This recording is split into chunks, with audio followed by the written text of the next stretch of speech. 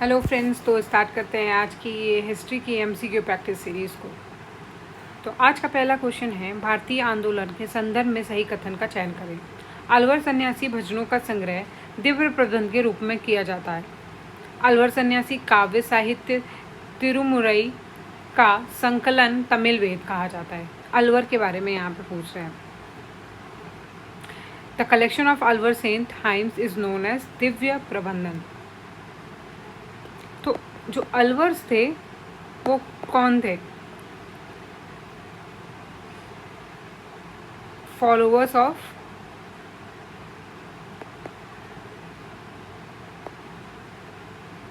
विष्णु।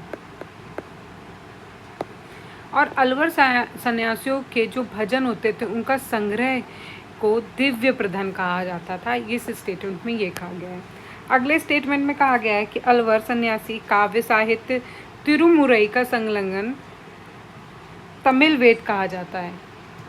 तो आपको बताना है इन दोनों में से सही कौन सा है। तो फर्स्ट वाला सही है, सेकंड वाला यहाँ पे गलत हो जाता है, क्योंकि जो अलवर सन्यासियों ने भजन बनाए थे उनके संग्रह को दिव्य प्रबंध कहा जाता है।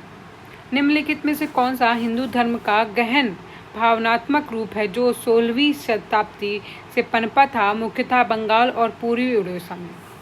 तो उसका क्या था? उसका आंसर हो जाएगा गौड़ीय संप्रदाय। गौड़ीय संप्रदाय भारत में मध्यकालीन इतिहास में भक्ति आंदोलन से संबंधित सही कथन का चयन करना है।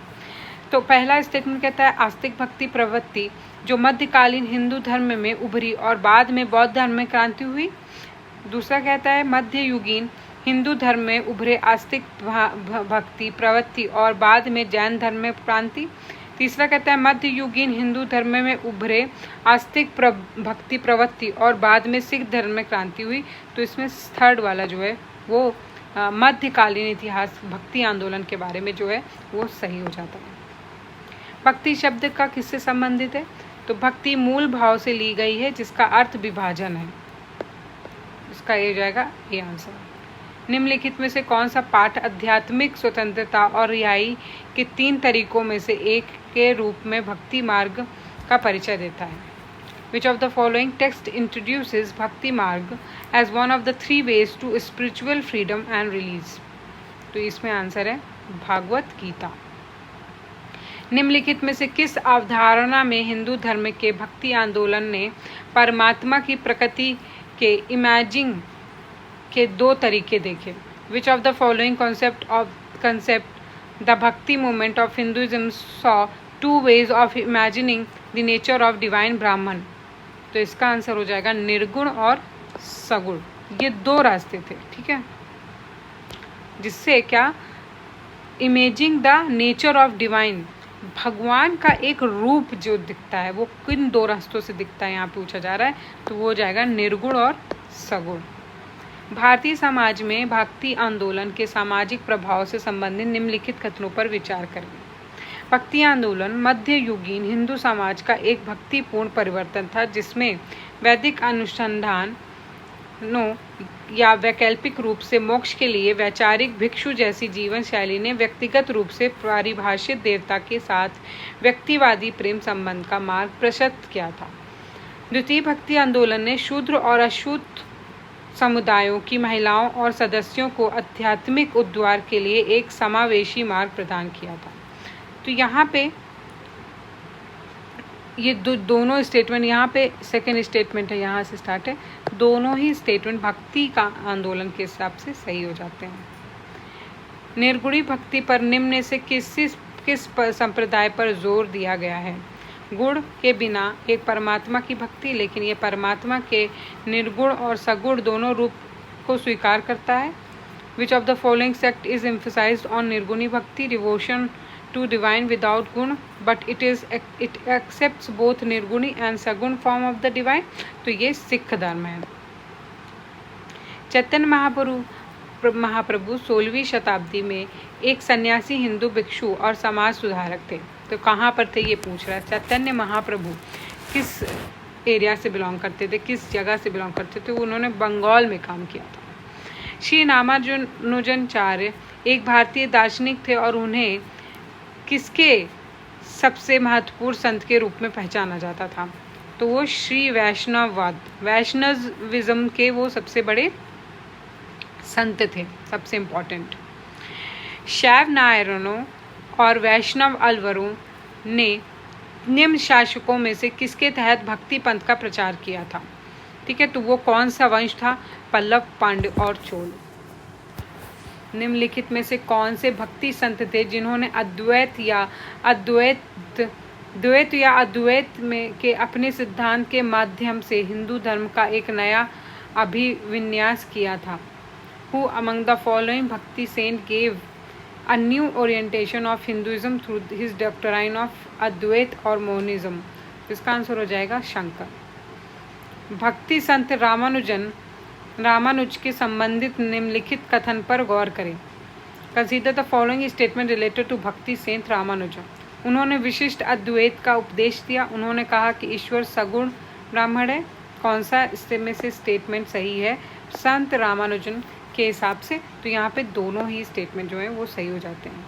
भक्ति संत रामानंद के बारे में गलत कथन पर चयन करें। उन्होंने प्रभात मिर्गा या भगवान के आत्मसमर्पण के मार्ग की वकालत की थी।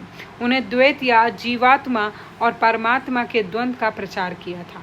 ठीक है, तो यहाँ रामानंद, संत रामानंद की बात हो रही है और इनके लिए भी ये दोनों ही स्टेटमेंट सही नहीं है। सॉरी, यहाँ पे दोनों ही स्टेटमेंट गलत हो जाते हैं। इनके हिसाब से ये दोनों ही स्टेटमेंट इनके नहीं बोले हुए हैं। 13वीं शताब्दी में महाराष्ट्र में भक्ति आंदोलन के संस्थापक कौन थे? तो वो ज्ञानदेव थे।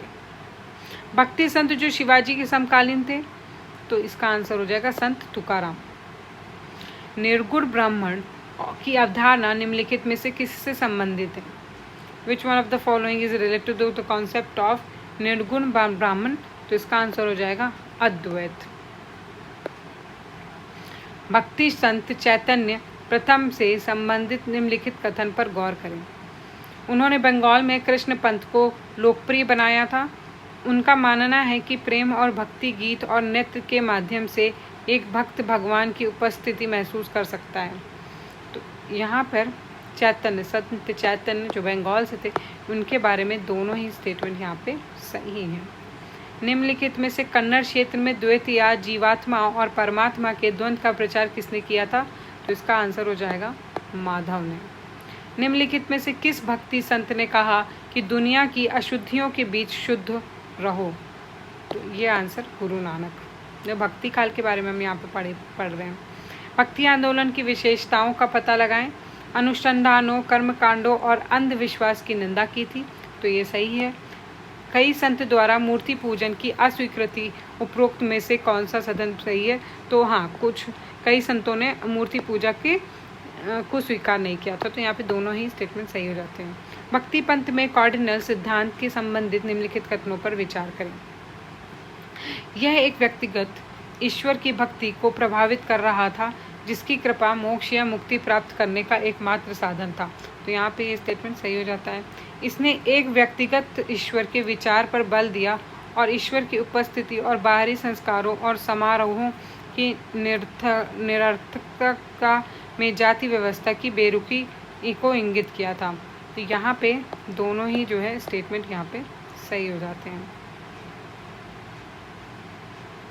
भारत में भक्ति आंदोलन के योगदान के बारे में विचार करें। क्षेत्रीय साहित्य में वृद्धि, दर्शनों का विकास, समाज का भक्तिपूर्ण परिवर्तन और समावेशन, पूजा के नए रूप।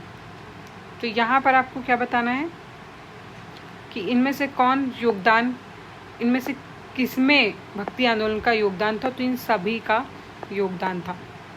क्षेत्रीय साहित्य में वृद्धि हुई थी, दर्शनों में विकास हुआ था, समाज का भक्तिपूर्ण परिवर्तन हुआ था और पूजा में नए रूप आए थे। इसी वजह से भक्ति आंदोलन एक रूप ले पाया था।